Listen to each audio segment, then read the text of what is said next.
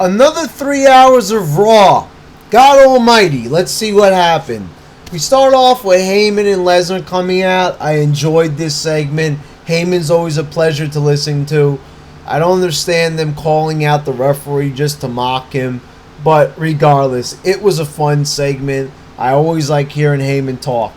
First match of the night. 6-man tag. Primetime players. Cody Rhodes. And they get defeated by Sin Cara and R-Truth and Kofi Kingston. Fast-paced. Nothing spectacular. But it was okay. 2 stars.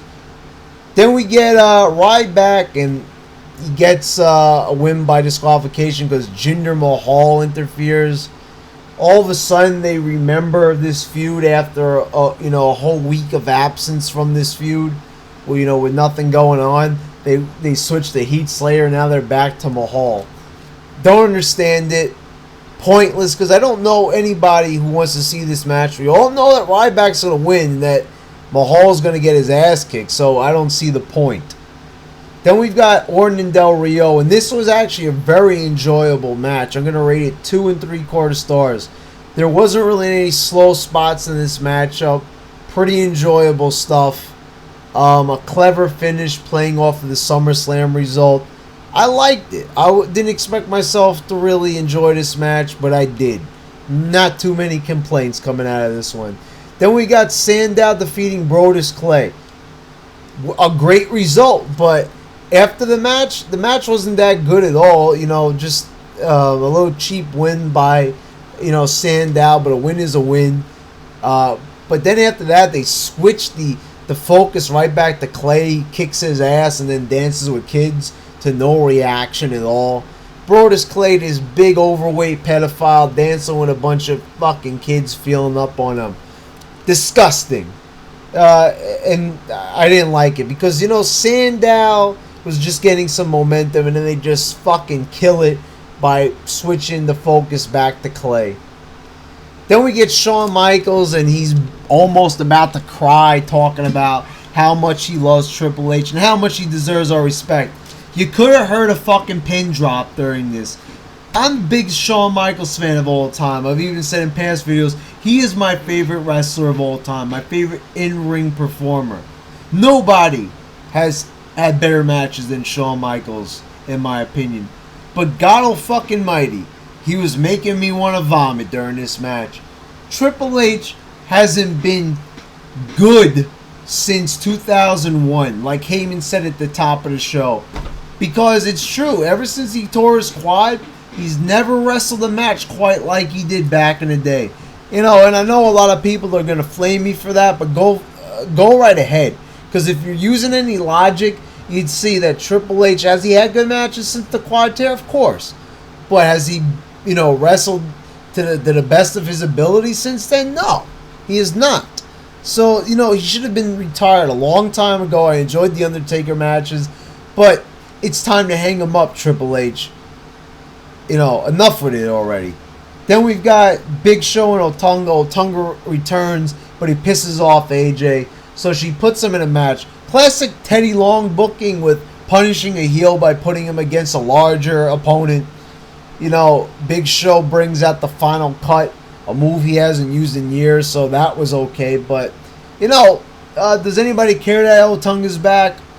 I didn't think so. Then we've got Kane and Zack Ryder, and they fight Daniel Bryan and The Miz to a no contest. The heels take off. Then Kane just beats the shit out of Zack Ryder. I thought maybe they were going to set up a Zack Ryder-Miz feud, but it wasn't to be. Instead, it was just a lot of this fucking nonsense of walking out. How many fucking times are they going to do this finish with guys walking out on matches? It's a fucking wrestling match. Fucking wrestle! Stop fucking walking out of the goddamn fucking matches already. It's the same result every week. They just did it last week with the CM Punk Cena match. And they did it again.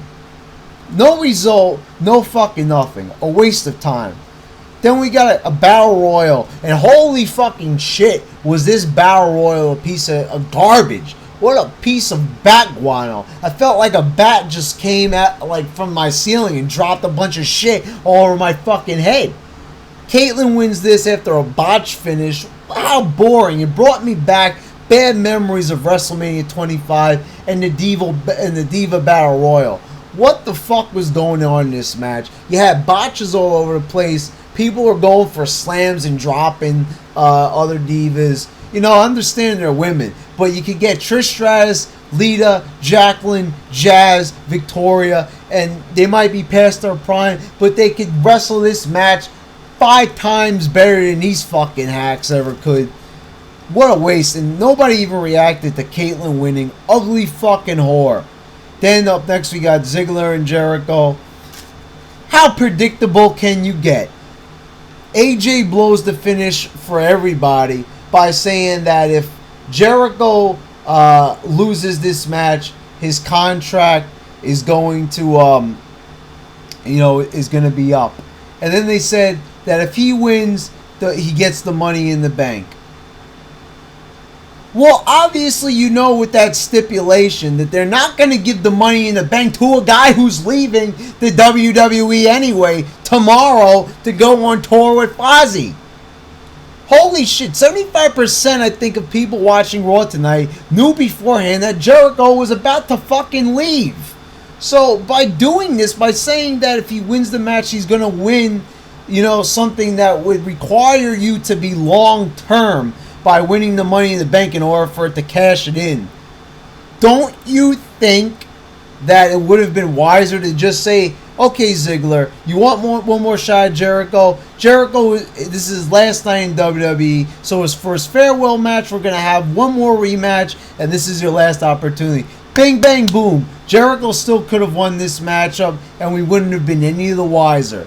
Holy shit. See that simple suggestion right there? You could have saved yourself a whole lot of fucking boredom with this match because it wasn't even that good. I'll give it 2 stars because, you know, there was some decent action in it. But you already knew who was going to win, and that ruined the whole fucking thing. To end the night, we got CM Punk calling out John Cena to name the #1 contender.